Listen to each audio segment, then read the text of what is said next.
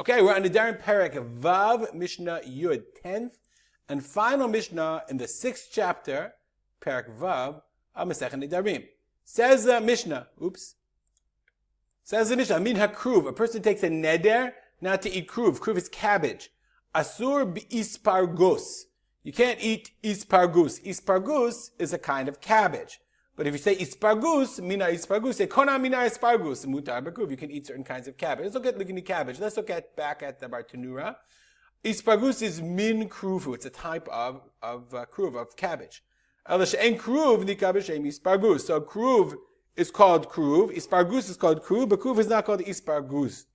I just want to point out the second pirush of the Bartanura, which I don't have an answer for. Pirush acher. Ispargus. What is ispargus? Hamayim sheshalku behem hakruv. This is the water that kruv was boiled in. So it's like boiled cabbage soup. But I don't really understand this explanation. If you have comments, if you have an idea, you can email me, because we've said in many Mishnayot that the stuff that comes out of something that you're asur, like if I said tmarim, amutar bidvash tmarim. So I don't know why you'd be prohibited from drinking if ispargus is kruv water, why that would be a problem. Anyway, maybe because ispargus was called kruv, cabbage soup was called cabbage in some sense, perhaps.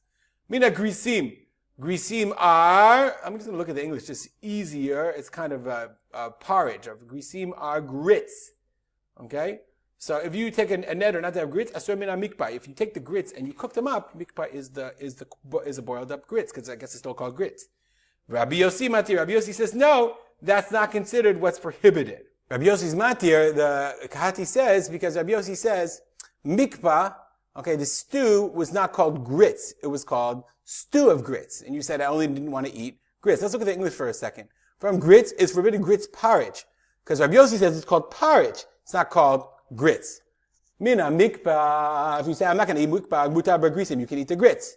Okay? Min ha-mikpa asur b'shum. Somehow, I guess the garlic was an important part of it. If you say I'm not going to eat mikpa, I'm not going to eat the porridge, you can't have garlic, because I guess it was a garlic grit porridge. Sounds gross, but what can you do? Rabbi Yossi Mati, Rabbi Yossi says it's permitted because shum, you didn't say shum, you said a mikpa. Okay? Min ha-shum, you said I'm not going to eat shum, garlic, mutar b'mikpa, you can eat porridge. Min ha-adashim, adashim are lentils. So if you say I'm taking a neder, I'm not going to eat adashim, asur be'ashishin. You're not allowed to eat ashishin. Ashishin, let's look at the Bartuna for a second. I'm sure there's tons of explanations. Psole shel adashim, it's like the remnants of the lentils. And Rabbi Yossi says, where are we? Rabbi Yossi Mati. Rabbi Yossi says it's permitted. And there are other interpretations of ashishim. Okay, ashishim, some say it's bread with bread in it, with lentils in it. Remember, always the question is, when you say adashim, did you mean the ashishim, the leftovers, or the bread, or didn't you mean it? Mina ashishim, if you say I'm not going to eat ashishim, mutar ba'adashim. Next language. Chita chitim shani to'em. I'm not going to eat chita chitim. Asur be'em, you can't eat wheat, bein bekemach, bein pat. You can't eat the kemach, the flour, whether it's raw or pat. Grisim. Remember the grisim, those are the grits. Shani to'em. A gris, we said, grits are pulim, grits are pulim are beans. So cut beans that were cut into two. I don't know whether they made grits the same way we do. I don't know how you make grits or whatever.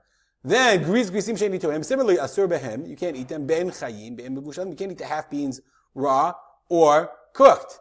Rabbi Yehuda adds, konam gris o chita sheni tohem. You didn't say chita chitim or grisim. All you said was chita. So Bartanura points out, chita mashma afuya.